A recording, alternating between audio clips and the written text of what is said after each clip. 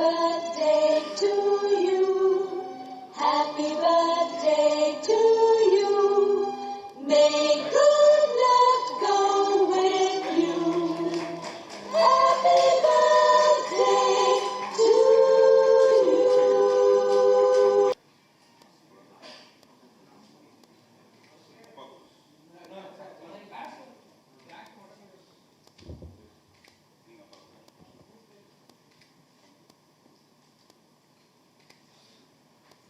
அனைவருக்கும் வணக்கம்.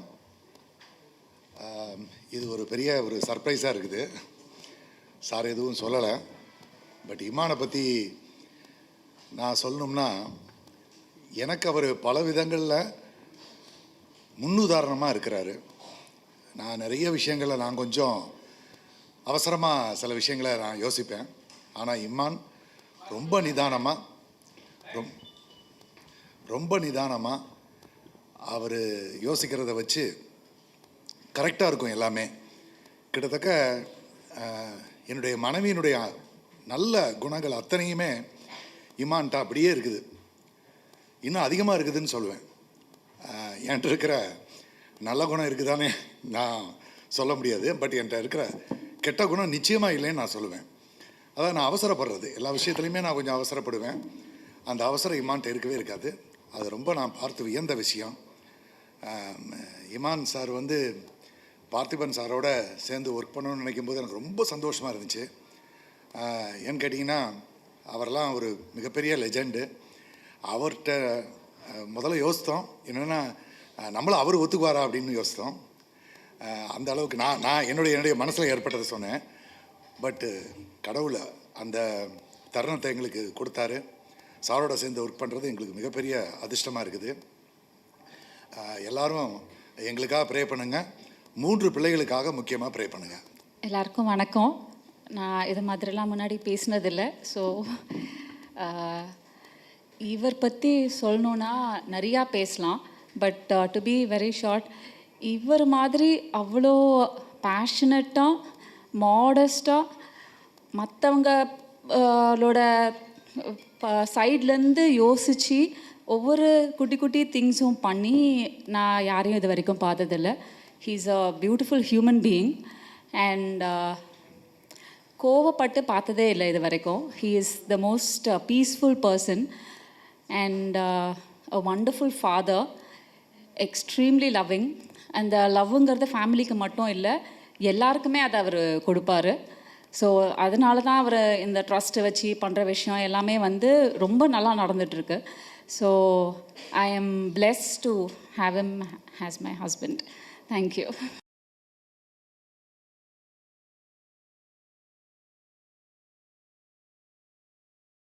எல்லா துதிகன மகிமையும் இயேசு கிறிஸ்து ஒருவருக்கே. ரொம்ப சந்தோஷம். இப்படி ஒரு நிகழ்வை ஏற்படுத்தி கொடுத்த பார்த்திபன் சாருக்கு என்னுடைய மனமார்ந்த நன்றிகளை தெரிவிச்சுக்கிறேன். ஆச்சு இத்தனை வருடங்கள் திரைப்பயணம், இசைப்பயணம், think stepping in to 23rd year, 24th year, 23rd year நினைக்கிறேன் ஃபிலிம் இண்டஸ்ட்ரிக்குள்ளே. அண்ட் நிறைய பர்த்டேஸ் பார்த்தாச்சு. அதில் நிறைய பர்த்டேஸ் ரொம்ப சந்தோஷமான பர்த்டேஸ் நடந்திருக்கு. கொஞ்சம் சோகமான பர்த்டேஸும் நிறையா இருந்திருக்கு. ஆனால் இந்த பர்த்டே ரொம்ப ஸ்பெஷலாக ஆக்கின இந்த அகிரா டீமுக்கும் பார்த்திபன் சாருக்கும் இந்த டோட்டல் டீமுக்கு என்னுடைய நன்றியை தெரிவிச்சுக்கிறேன். ஏன்னா இப்படி ஒரு செட்டப் நான் எதிர்பார்க்கவே இல்லை சார். நீங்கள் சின்ன லீடு கூட கொடுக்கல, எல்லாமே சர்ப்ரைஸாக தான் இருக்குது. ரொம்ப ரொம்ப நன்றி. அண்ட் இத்தனை வருடங்களாக ஊடகம் எவ்வளோ சப்போர்ட்டிவாக இருந்திருக்கீங்கன்றது நான் வார்த்தைகளால் சொல்ல முடியாது. அது அவ்வளோ விஷயங்கள் நடந்திருக்கு. என்னை நிறைய விஷயங்கள் என்னை பக்குவப்படுத்தியிருக்கீங்க. என்னுடைய இசைத்துறையில் அடுத்தடுத்த கட்டத்துக்கு என்னை எடுத்துகிட்டு போகிறதுக்கு என்னை நானே எந்தெந்த விஷயங்கள்லாம் திருத்தி கொள்ளணுமோ அதெல்லாம் ரொம்ப பக்குவமாக எனக்கு சொல்லி கொடுத்து என்னை மேம்படுத்தியிருக்கீங்க அப்படி தான் சொல்லணும். அதுக்கு ஊடகம் நண்பர்கள் அனைவருக்கும் என்னுடைய நன்றியை தெரிவிச்சுக்கிறேன். அண்ட் இந்த ஒரு ஈவெண்ட்டில் அமளி, டாக்டர் நேத்ரா, அப்பா கூட இருக்கிறதுல எனக்கு இன்னும் கூடுதல் சந்தோஷம். நிறைய நடந்திருக்கு வாழ்க்கையில், நிறைய இனிப்பான விஷயங்கள், நிறைய கசப்பான அனுபவங்கள் எல்லாமே இருந்திருக்கு வாழ்க்கையில்.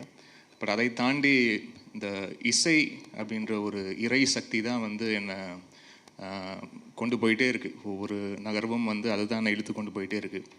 அப்படி ஒரு நல்ல நிகழ்வாக, ஒரு நல்ல ஒரு கொலாபரேஷனாக நான் இந்த திரைப்படம் பார்க்குறேன். டீன்ஸ் இதில் முதல்ல ஒரு பாட்டு 2 பாட்டு அப்படின்னு ஆரம்பித்த இந்த பயணம் வந்து நீங்கள் ஒரு 8 பாட்டு செய்ய வச்சுருக்கு. அவ்வளோ சின்னதாக வேலைகள். அண்ட் முக்கியமாக பார்த்திபன் சாரோடைய அசோசியேஷன் முதல்ல இந்த மாதிரி பண்ணலாம் அப்படின்னு முதல்ல பேசிக் டிஸ்கஷனில் இருந்தபோது நிறைய பேர் என்னமோ சொன்னாங்க, சார் வந்து ஒர்க் பண்ணுறது ரொம்ப டஃப்பாக இருக்கும், கொஞ்சம் பார்த்துங்க அப்படின்லாம் வந்து சொன்னாங்க. ஆனால் எனக்கு ஃபஸ்ட்டு ஒரு சாங் 2 சாங் ஒர்க் பண்ணும் போதே தெரிஞ்சது one of the sweetest person I ever worked with.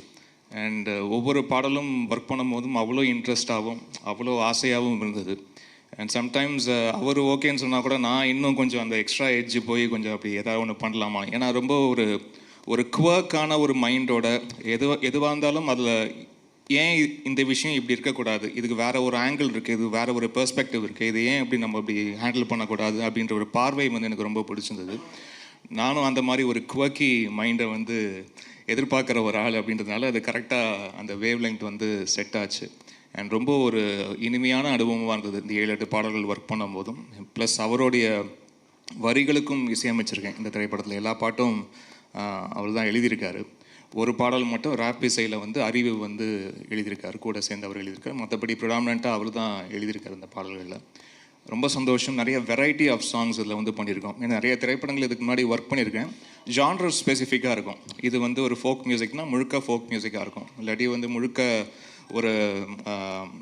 ஒரு வெஸ்டர்ன் கிளாசிக்கல் தேவைப்படுறது தான் வெஸ்டர்ன் கிளாசிக்கலாக இருக்கும். ஸோ இந்த மாதிரி எல்லா திரைப்படங்களும் ஒரு பர்டிகுலர் ஜானர் ஸ்பெசிஃபிக்காக இருக்கும். இதில் அப்படி இல்லாமல் கொஞ்சம் கலந்து கட்டி அடிக்கிற மாதிரியான சாங் சுச்சுவேஷன்ஸ் வந்து ஏற்படுத்தி கொடுத்துருக்காரு. இது ஏன் இப்படி இருக்கலாம், இது ஏன் இப்படி இருக்கக்கூடாது அப்படின்ற நிறைய கேள்விகள் வந்து நிறைய விஷயங்கள் என்னை வந்து க்ரியேட்டிவ் மைண்டுக்குள்ளே நிறைய ப்ரொவோக் பண்ணுச்சு. அது நிறையா ஒர்க் பண்ணியிருக்கோன்னு நம்புகிறேன் நான். அண்ட் இந்த ஃபஸ்ட் லுக் லான்ச், இந்த ஒவ்வொரு விஷயமும் இந்த படத்துக்கு சம்மந்தமாக நடக்கிற ஒவ்வொரு சின்ன நிகழ்வுமாக இருக்கட்டும், சின்ன நகர்வாக இருக்கட்டும், அது ரொம்ப கான்சென்ட்ரேட் பண்ணி அவ்வளோ ஆசையோடு ஒர்க் பண்ணுறாரு. அப்படி இருக்கிற டெக்னீஷியன் வந்து நான் ரொம்ப விரல விட்டு எண்ணக்கூடிய டெக்னீஷியன் தான் பார்த்துருக்கேன் கடந்த 23-25 வருஷத்தில். 23 வருஷம் வந்து சினிமா வாழ்க்கை. அதுக்கு முன்னாடி நான் சின்ன திரையில் ஆரம்பித்தது பார்த்தா இன்னும் டோட்டலாக ஒரு 27-28 வருஷம் வருது. நான் இதுக்குள்ளே தான் இருந்திருக்கேன். இசையை தவிர்த்து வேறு எதுவும் தெரியாது நம்மளுக்கு. ஸோ எத்தனையோ நபர்களை சந்திச்சிருக்கேன், எத்தனையோ இயக்குநர்களுக்கு வந்து சந்திச்சிருக்கேன். பட் இதில் பார்த்திபன் சார் வந்து கொஞ்சம் வந்து குதர்க்கம் தான், கொஞ்சம் ஒரு மாதிரி ஒரு யூனிக் பீஸ் தான் அவர். ஸோ அப்படி வந்து இவ்வளோ ஆசையோட இவ்வளோ ஒரு நேசத்தோட ஒருத்தரை வந்து சினிமா மேலே இவ்வளோ ஆசையோடு இருக்க முடியுமா அப்படின்ற விஷயம் வந்து ரொம்ப ஆச்சரியப்பட வைக்குது. ஏதாவது ஒரு பாயிண்டில் எங்கேயாவது கொஞ்சம் டயர்டாகும் எல்லாருக்கும். பட் அப்படி டயர்டாகாமல் ஓடிட்டு இருக்கிற ஒரு முக்கியமான நபராக அவரை வந்து பார்க்குறேன். ஒரு காதலிக்கு இந்த மாதிரி பயங்கரமாக டெக்கரேட்லாம் பண்ணி ப்ரெசென்ட் பண்ணுறதை கூட ஏதாவது நான் கொஞ்சம் அண்டர்ஸ்டாண்ட் பண்ணிக்க முடியும். இன்னொரு ஆணுக்கு வந்து இந்த மாதிரி பயங்கரமாக வந்து செட்டப்லாம் பண்ணி இப்படி ஒரு பர்த்டே விஷ் பண்ணுறாரு நினச்சி பார்க்கும்போது அவருடைய மனசு, அவருடைய தூய்மையான அன்பை வந்து புரிஞ்சிக்க முடியுது. ரொம்ப தேங்க்யூ சார். இது வந்து நான் எதிர்பார்க்கவே இல்லை. ரொம்ப அழகான நிகழ்வாக ஏற்படுத்தி கொடுத்துருக்கீங்க. ரொம்ப மறக்க முடியாத பர்த்டேவாகவும் இது ஏற்படுத்தி கொடுத்துருக்கீங்க. நன்றி சார். அண்ட் கால்வெல் சாருக்கும் ரஞ்சித் சாருக்கும் வந்திருக்க தயாரிப்பாளர்கள். இன்னும் ஒருத்தர்கிட்ட நான் ஃபோனில் மட்டும் தான் பேசிகிட்டு இருக்கேன், இன்னும் ஒருத்தர் நான் சந்திக்கலை. ஸோ அவருக்கும் என்னுடைய நன்றியை சொல்லிட்டுருக்கேன். And thank you so much for this சின்னதாக க்யூட்டாக ரொம்ப அழகாக இப்படி ஒரு மேடை, இந்த மேடையில் இப்படி ஒரு மேடை ஏற்படுத்தி கொடுத்துருக்கீங்க. Thank you so much sir. நன்றி. Ladies and gentlemen, it's my pleasure to be here today to present an award on behalf of the World Records Union.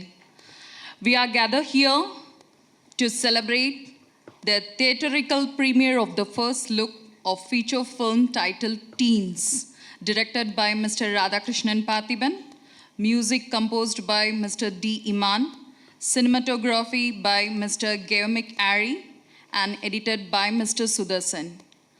This is a momentous occasion for the entire team behind the film, as they have achieved a remarkable new record. The World Records Union is proud to recognize their achievement and honor them with this award.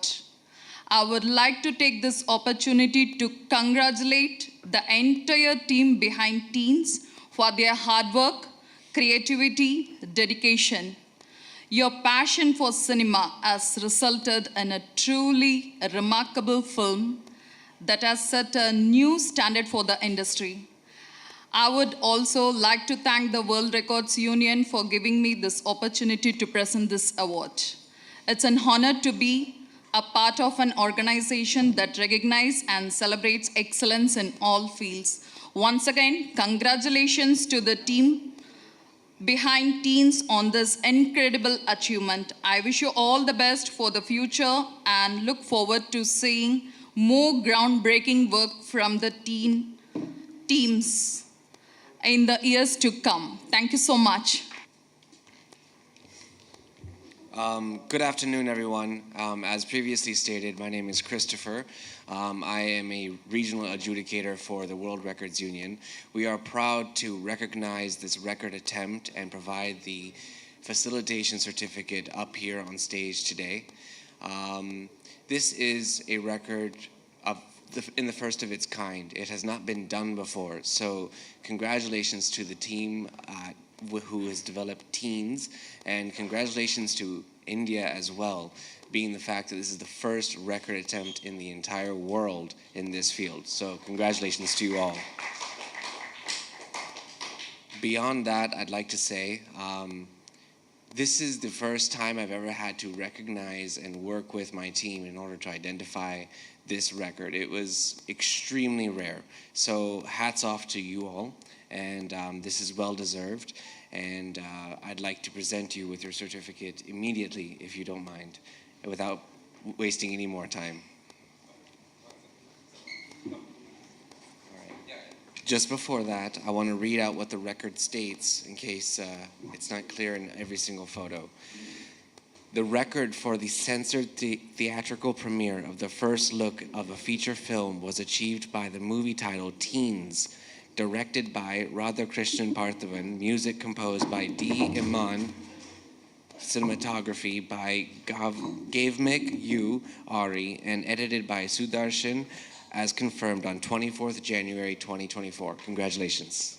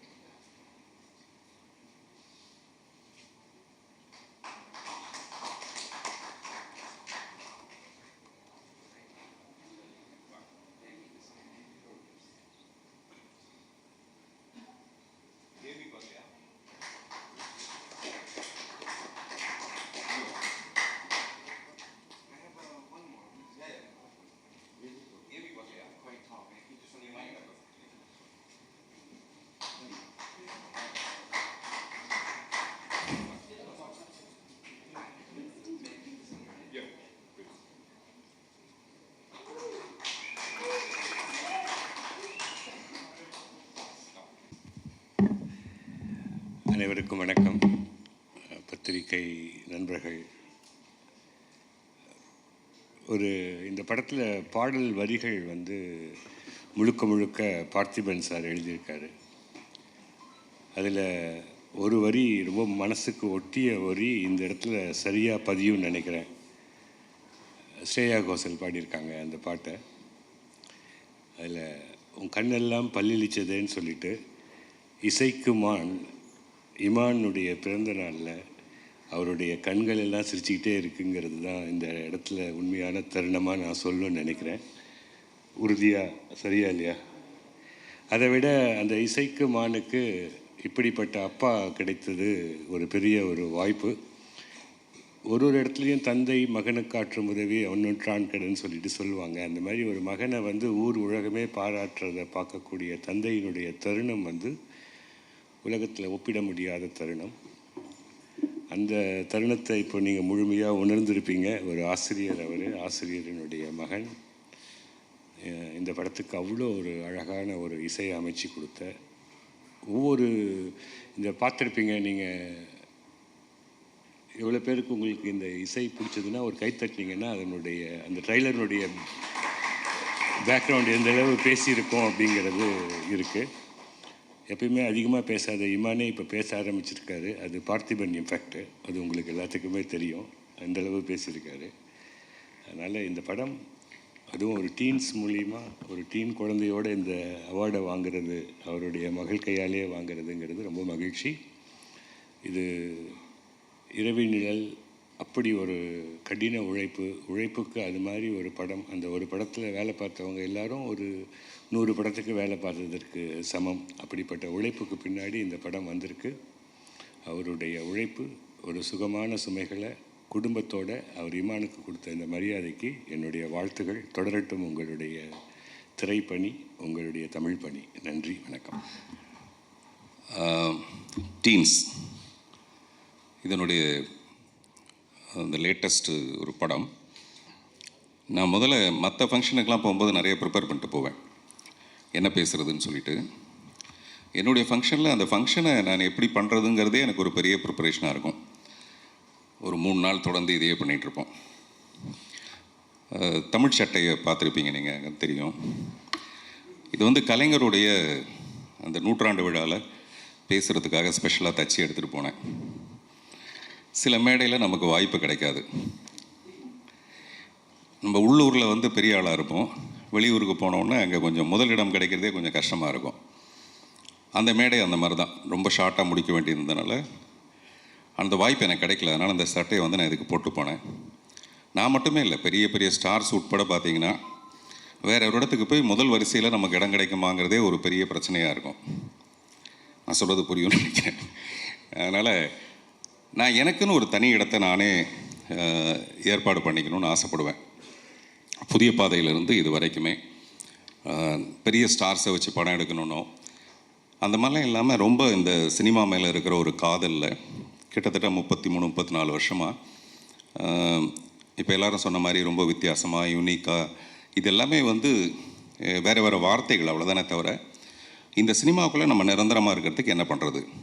அப்போது வித்தியாசமான ஏதோ ஒரு முயற்சிகளை மற்றவங்க பண்ணதை விட வேறு ஒன்று பண்ணோம்னா டெஃபினட்டாக அதுக்குன்னு ஒரு அங்கீகாரம் இருக்கும் அப்படிங்கிற ஒரு எண்ணத்தில் ஒத்த செருப்பு மாதிரியோ இரவு நிழல் மாதிரியோ படம் பண்ணிவிட்டு இப்போ நான் டீன்ஸில் வந்து இறங்கியிருக்கேன். இந்த படம் வந்து இந்த ஃபஸ்ட் லுக்கை பார்த்த உடனே நிறைய பேருக்கு நான் தேட்டராக போனேன். இதுதான் ஃபஸ்ட்டு டைம் இந்த ஃபஸ்ட் லுக்கை வந்து ஸ்க்ரீனில் ரிலீஸ் பண்ணால் எப்படி இருக்கும் அப்படின்னா அதுக்கு வந்து சென்சார் சர்டிஃபிகேட் வேணும்னாங்க. ஒரு நாள் ராத்திரி உடனடியாக சென்சார் போர்டு ஆஃபீஸர்கிட்ட கேட்டேன். அவர் சொன்னார், இந்த மாதிரி இது வரைக்கும் சென்சார் சர்டிஃபிகேட் யாருமே வாங்கி ரிலீஸ் பண்ணதில்லை அப்படின்னோடனே நான் பயங்கர குஷி ஆகிட்டேன். இது வரைக்கும் யாருமே பண்ணதில்லைன்னா அதை நம்ம பண்ணணும் அப்படின்னு அந்த சென்சார் சர்டிஃபிகேட்டை வாங்கி ஸ்க்ரீனில் ரிலீஸ் பண்ணேன். அதுக்கு தான் இந்த வேர்ல்டு புக் ஆஃப் ரெக்கார்ட்ஸோட ரெகக்னைசேஷன். அதுக்கு ரொம்ப நன்றி மிஸ்டர் கிறிஸ்டோஃபர் டெய்லருக்கு. எனக்கு இது முன்னாடி தெரிஞ்ச ஒரே டெய்லர் எலிசபெத் டெய்லர் தான். இப்போ தான் எனக்கு கிறிஸ்டோஃபர் டெய்லர் தெரியுது. அவர் டெய்லர் கொஞ்சம் லேட் பண்ணிட்டார் போல இருக்கார், அதனால் லேட்டாக வந்திருக்கார். நீங்கள் யாராவது ஒருத்தர் அப்புறமெல்லாம் ட்ரான்ஸ்லேட் பண்ணிங்க. மேடம் அவர்களுக்குமே என்னுடைய நன்றி, என்னுடைய நண்பர் விவேக் அவர்களுக்கு நன்றி. இந்த படம் நான் செய்கிறதுக்கு ரொம்ப முக்கியமான காரணம் எனக்கு முன்னாடி பேசின திரு கால்டுவெல் வேல் நம்பி அவர்கள், தம்பி ரஞ்சித், இன்னும் 2 பேர் இருக்காங்க, மிஸ்டர் பாலா சுவாமிநாதன், டாக்டர் பிஞ்சி ஸ்ரீனிவாசன். இவங்க ஒரு 4-5 நண்பர்கள். என்னுடைய இரவு நிழலுக்கும் அவங்க தான் தயாரிப்பாளர்கள். அதில் வந்து ஒரு மிகப்பெரிய லாபமாக அந்த படம் அமையல. ஒரே லாபம் எனக்கு என்ன பெரிய சந்தோஷமாக இருந்ததுன்னா, ஒரு சிங்கிள் ஷார்ட் ஃபிலிம், உலகத்தில் இது வரைக்கும் யாரும் முயற்சி பண்ணாத ஒரு நான் லீனியர் ஃபிலிம் நான் எடுக்கணும்னு ஆசைப்பட்டேன். அதுக்கு பின்னணியில் பேஷன் யாருக்கு வேணாலும் இருக்கலாம், கனவு யாருக்கு வேணாலும் இல்லை. கண் இருக்கிறவங்களுக்கெல்லாம் கனவு இருக்கும். ஆனால் அந்த கண்ணுக்கு ஒரு ஒளியாக அந்த படத்துக்கு பின்னாடி பொருளாதாரமாக இந்த ஒரு 5 நண்பர்கள், டாக்டர் பிரபாகர்னு ஒருத்தர் இருந்தார். அந்த படம் வந்து மிகப்பெரிய வெற்றி அடைஞ்சு மிகப்பெரிய லாபமாக, இந்த உலகமே எப்படின்னா பணம் மட்டும்தான். உலகத்தில் பணத்தை விட பெரிய விஷயம் நிறைய இருக்கும். ஆனால் அது எல்லாத்தையும் பணத்தால் தான் வாங்க முடியும். அப்படி தான் பணத்துக்கு பின்னாடி ஒரு பெரிய கூட்டம். இப்போ சமீபத்தில் ஆயி பூரணம்னு ஒரு அம்மா தன்னுடைய 7.5 கோடி ரூபாய் நிலத்தை கல்விக்காக ஒரு பள்ளிக்கூடத்துக்காக எழுதி வச்சாங்க. நான் அவங்கள வந்து ஃபோன்லேயே அவங்க காலில் விழுந்து கும்பிட்டேன். இப்படிப்பட்ட மனிதர்கள்லாம் பார்க்குறது கஷ்டம்ன்ட்டு. என்னை விட அதிகமான பேஷன் வந்து திரு கால்வெல் வேல் நம்பிக்கும் ரஞ்சித்துக்கும் இருந்ததுனால தான் மறுபடியும் இந்த டீன்ஸுங்கிற ஒரு படத்துக்கு அவங்க தயாரிப்பாளர்களாக வந்திருக்காங்க. இப்போ இந்த படத்தை என்ன விலைக்கு விற்க முடியும், எவ்வளோ லாபம் வரும், அது எதுவுமே அவங்களுடைய எதிர்பார்ப்பு கிடையாது. என்னுடைய கனவுக்கு ஒத்துழைக்கணும், அவ்வளோதான். ஸோ அதனால் அவங்களுக்கு காலத்துக்கு நான் நன்றி சொல்லலாம். அது இந்த படம் வந்து பொருளாதார ரீதியாகவும் ஒரு பெரிய வெற்றி அடையுன்றது என்னுடைய நம்பிக்கை. காரணம் வந்து இது ஒரு குழந்தைங்களை வச்சு நான் பண்ணுற ஒரு படம். 13 குழந்தைங்களை வச்சுட்டு குடும்பத்தோடு பார்க்கக்கூடிய எந்த எக்ஸ்பெரிமெண்டல் முயற்சிலாம் இல்லாமல், பட் அட் த சேம் டைமில் நீங்கள் பார்க்குற ரெகுலரான ஒரு ஃபில்மாக அது இருக்காது. அந்த மாதிரி ஒரு படம் பண்ணிகிட்ருக்கேன். இந்த படத்துக்கு வந்து ஒரு பக்க பலம் திரு கேமி கேரி, இந்த படத்தோட சினிமாட்டோகிராஃபர். நீங்கள் விஷுவல்ஸ் பார்த்தீங்கன்னாவே தெரிஞ்சிருக்கும், அவர் ரொம்ப பிரமாதமாக இந்த படத்தை பண்ணியிருக்காரு. அடுத்து இசை. நான் இது வரைக்கும் ராஜா சார் கூட ஒர்க் பண்ணியிருக்கேன், ரஹ்மான் சார் கூட ஒர்க் பண்ணியிருக்கேன், சத்யா சார் கூட ஒர்க் பண்ணியிருக்கேன். பட் இமான் சாரோட ஒர்க் பண்ணணுங்கிறது எனக்கு ரொம்ப ஆசை. நான் ரொம்ப நாளாக அதை ட்ரை பண்ணேன். ஏதோ ஒரு காரணம், மைனாலாம் படம் பார்த்துட்டு 4 ஃப்ரேம்ஸில் கீழே நின்று மிஸ்டர் உதயநிதி ஸ்டாலினுக்கு வந்து ஃபோன் பண்ணி இந்த படத்தை நீங்கள் வாங்கியே தரணும்னு சொல்லி அவரை வரவழைச்சி படம் காட்டினேன். அவர் இப்போ சொன்னார், ஒரு காதலிக்கு தான் இந்த மாதிரி பண்ணுவாங்க. என் காதல் அங்கேருந்து ஆரம்பித்தது இமான் மேலே. அப்போ ஆரம்பித்த காதல் அது இது வரைக்கும் நீண்டு இப்போ தான் நாங்கள் 2 பேரும் ஒரு கல்யாணம் பண்ணிக்கிட்டு குடும்பம் நடத்துகிற லெவலில் ஒரு 7 பிள்ளைங்க பிறந்திருக்கு. நான் சொல்கிறது 7 பாட்டு. இத்தனைங்க நாங்கள் நிறைய நைட்டில் ஒர்க் பண்ணுறவர் கிடையாது அவர். அதனால் எங்களுக்கு ஃபஸ்ட் நைட்டாக இல்லாமல் எல்லாம் ஃபஸ்ட்டு டேவாகவே நடந்துருந்துருக்கு இவ்வளோ நாளாக. அதில் எனக்கு அவர் மேலே இருக்கிற இப்போ நான் ராஜா சார் கூட ஒர்க் பண்ணிவிட்டு ரஹ்மான் சாருக்கெலாம் ஒர்க் பண்ணிவிட்டு நான் நிறைய பேரோட இருந்து வாழ்ந்துட்டு வந்திருக்கேன் இல்லையா. அதனால் எனக்கு தெரியும் ஒவ்வொருத்தர் என்னென்ன பண்ணுவாங்க, இமான் சார் எப்படி ஒர்க் பண்ணுவாருன்னு. என்னை விட ஒரு 10 மடங்கு 12 மடங்கு அந்த லிரிக்ஸ் மேலே ரொம்ப பயங்கரமாக கவனம் செலுத்தி, இந்த லிரிக்ஸ் வந்து தேயாமல் அந்த பாட்டு எவ்வளோ சிறப்பாக வரலாம்.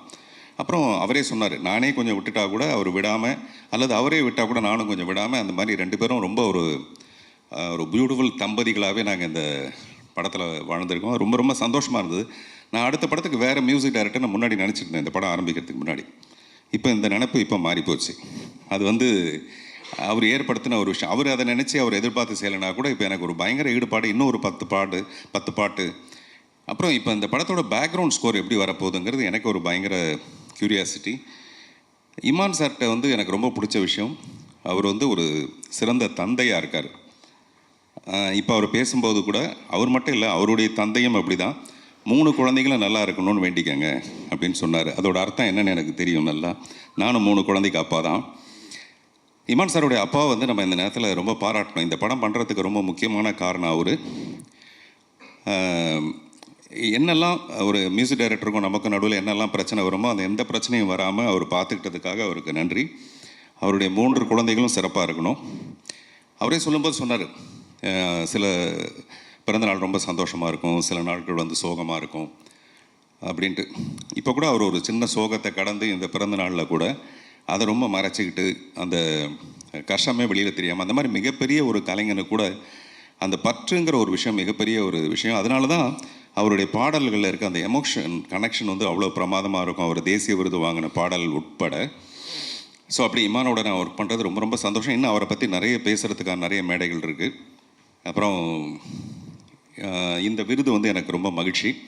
அப்புறம் ஒரு படத்தோட ஆரம்பத்திலே இந்த மாதிரி உலக லெவலில் அது ரெகக்னைஸ் ஆகிறதுங்கிறது ரொம்ப ரொம்ப ஒரு பெரிய உத்வேகத்தை கொடுத்துருக்கு.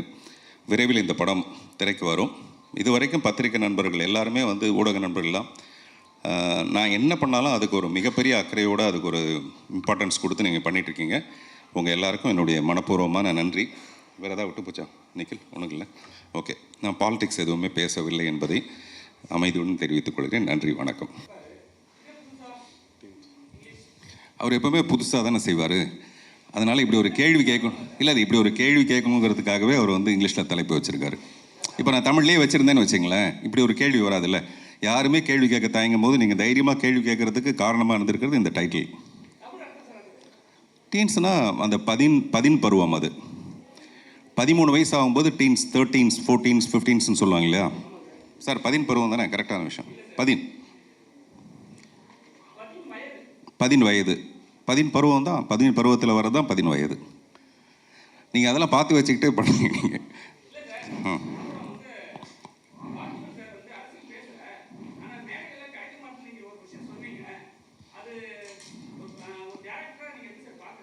எதை இல்லை நான் அப்படி சொல்லலை. சில மேடையில் சில முக்கியமான இப்போ அன்றைக்கி வந்து அந்த நிகழ்ச்சி ஆரம்பித்ததே கலைஞர் நூற்றாண்டில் வந்து ரொம்ப தாமதமாக ஆரம்பித்ததுனால சிஎம்க்கு வேறு உடம்பு சரியில்லாமல் இருந்ததுனால சீக்கிரமாக முடிக்க வேண்டியதாக இருந்தது. அப்போ ஒரு 4 பேர் மட்டுமே பேச வேண்டியதாக இருந்தது. நான் போய் மேடைக்கு பின்பக்கம் போய் பேசிகிட்டு இருந்தேன். எனக்கு அந்த மாதிரி ஒரு வாய்ப்பு கிடச்சி பின்னாடி போய் பேசிகிட்டு இருந்தேன் நான். அதனால் நான் அதை என்ன சொன்னேன்னா பாசிட்டிவாக சொன்னேன். எல்லா மேடையிலையும் எல்லாருக்கும் வாய்ப்பு கிடைக்காது, நீங்கள் சமீபத்தில் இருக்கிற மேடையெல்லாம் கூட பார்த்துருப்பீங்க அப்படின்னு சொன்னேன் நான். Any more questions?